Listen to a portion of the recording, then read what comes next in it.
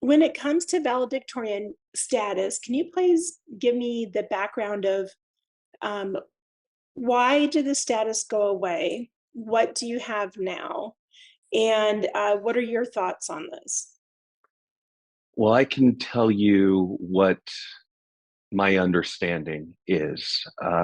This is a policy that's been in place for at least 16 years now, and it may be even longer. I was talking with someone who currently works in our district who was a brand new assistant principal, um, at going back 13 years, and she was telling me how she remembered when she was a teacher, just starting off as a teacher, this changing in about the mid 2000s, Okay. around the time I graduated.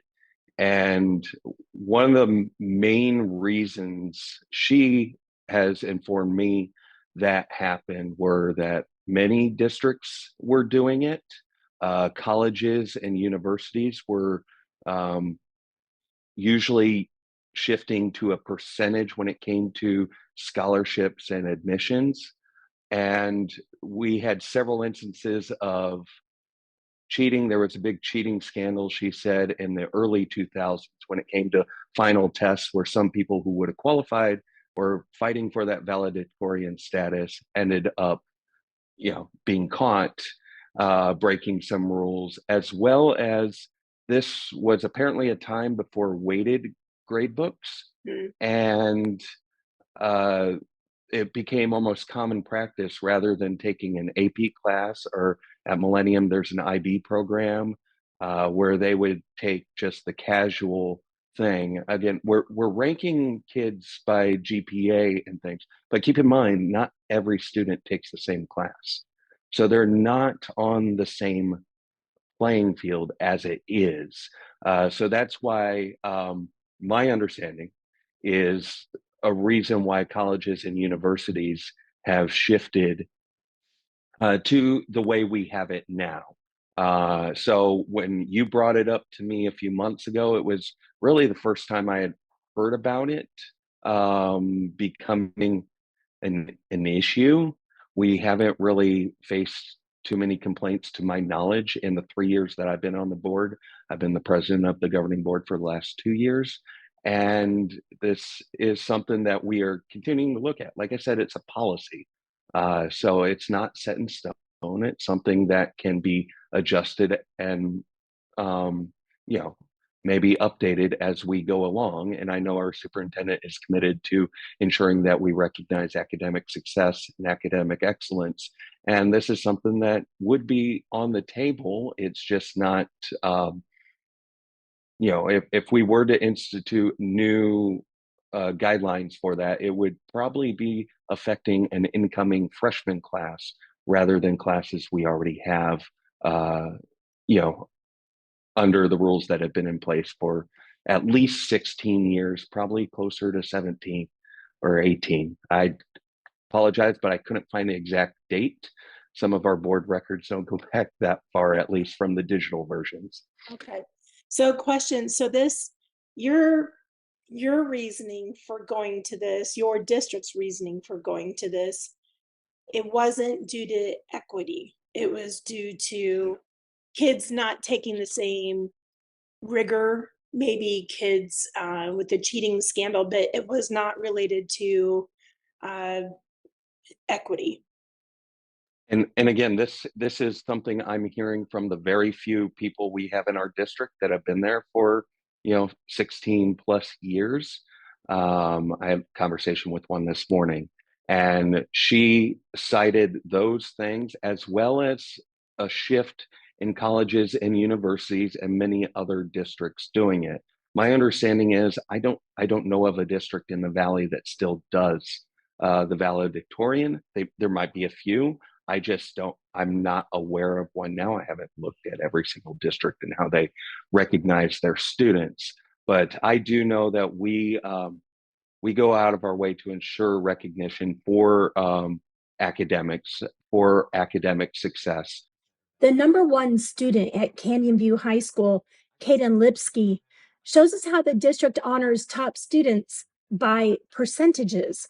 This is for being in the top 1%. There's different colors. There's a black chord if you're in the top 10%, and a white chord if you're in the top 5%, and then the multicolor one for being in the top 1%. So keep in mind, we have, not only top 10%, top 5%, top 1%. The top 1% are called out by name at graduations, as well as the senior awards night, where they're recognized for their status. Their specific standing in the class is also published as well. We put out an ad. This is something we started, I think, a year or two ago, and it's gone off and on since before then. But in the West Valley View, so the local paper out here in the West Valley, we put out an ad there recognizing our students by name that have reached the top 1% as well. So that's there are very few districts I know of that go to some of those ends, but it's something that we strive to do, but it's a work in progress. We can always continue to do more. Okay, so I think you had an opportunity possibly to see the Caden Lipsky story. He has a 5.24 GPA, but he was also an FBLA, CTE, a swimmer. So he definitely went above and beyond. Yeah. And it's interesting because I wrote about this story back in January. And then now it's happened to him. And he's like, oh my gosh, how did this happen? This morning, I got a message from a mom, and I'll read it to you. It says, my daughter is directly affected by this policy, as she is currently number 2 in her class at Desert Edge. Kids who bust their butts to earn high grades are basically being told that academic excellence is not worth recognizing and celebrating. Yet, athletes, which is not realistic for all kids to excel academically than athletically, are celebrated and put on pedestals.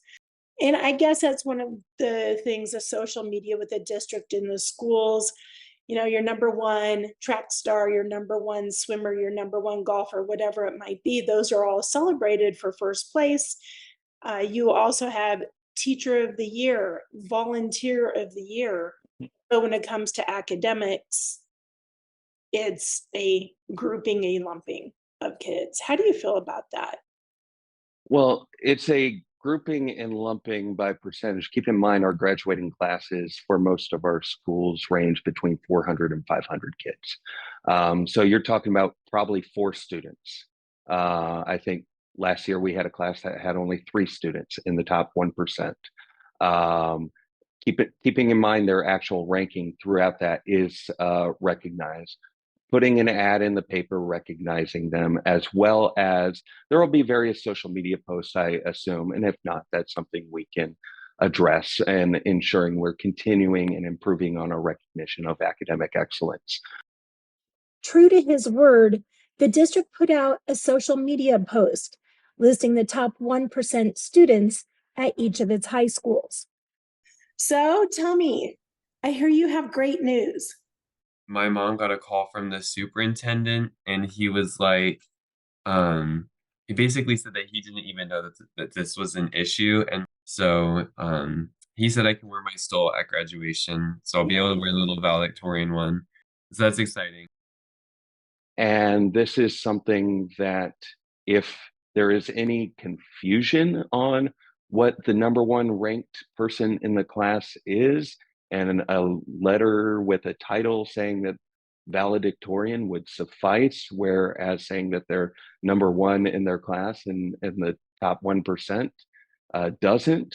It's some, in my discussions with the superintendent, he'd gladly provide a letter saying that they earn that distinction, because it is something they earn, and it's something that we work to recognize.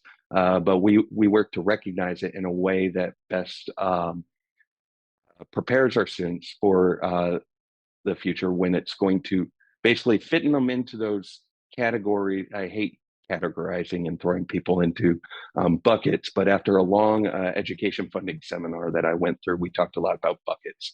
So if you're in the top 1%, that's usually how colleges and universities these days identify.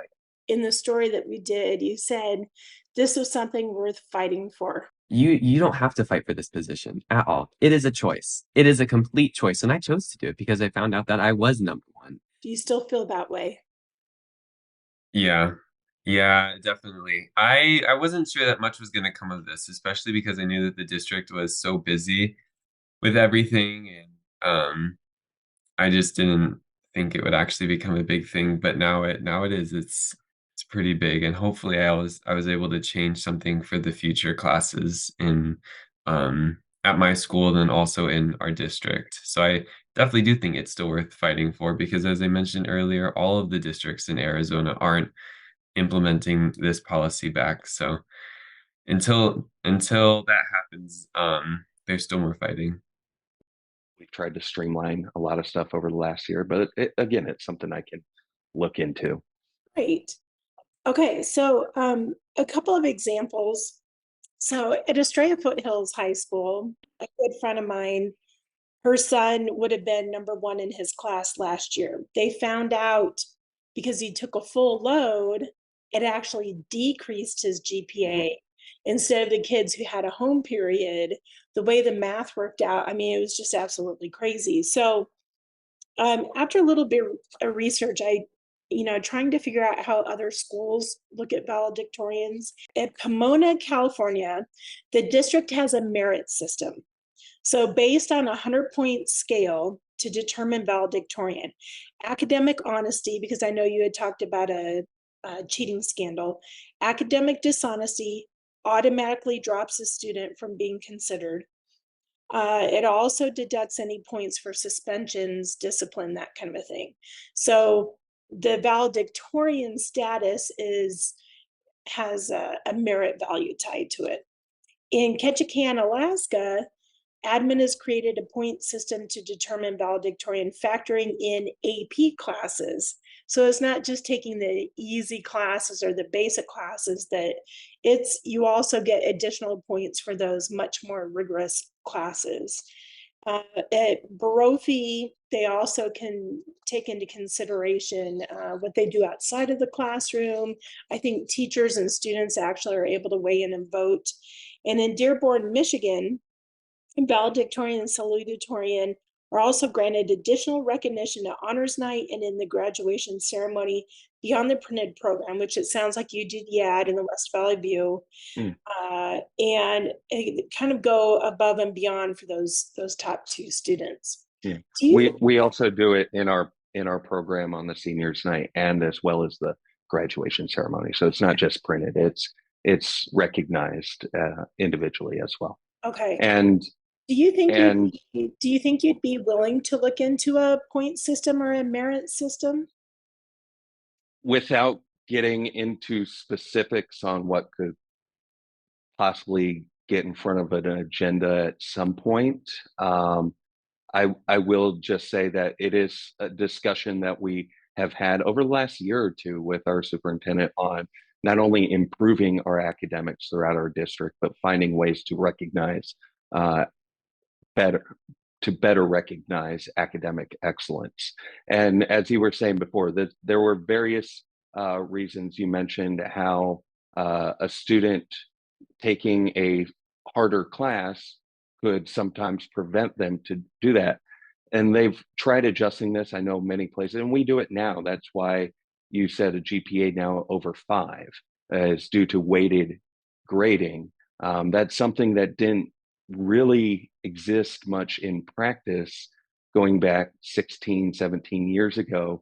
Again, this was a policy change that happened. Well, it's kind of funny. Our current state superintendent was actually state superintendent back then, in the early 2000s, when these policy changes were happening all across the valley. So like, that's how long ago it was. And I don't say that as a criticism of Tom Horn. I like Tom Horn. I supported him in the past. We get along on a lot of issues, but I'll just take of that what it will. The idea that this is a politically motivated thing that's recent, I would take a major objection to. The discussion on this, that your reasoning hasn't been a political equity, progressive issue, that you really did have an issue with some of these other Yeah. things before. Okay. Yeah. And again, this was many years. I graduated from a high school in my district in 2005. And this is around the time when it graduated. Now, keep in mind, I was not in competition for the top 1% of my class. I'm sure that's not going to be a shock to anyone. But so did I follow it very closely to know if it was in my year or not? I don't know, which kind of shows you what kind of student I might have been.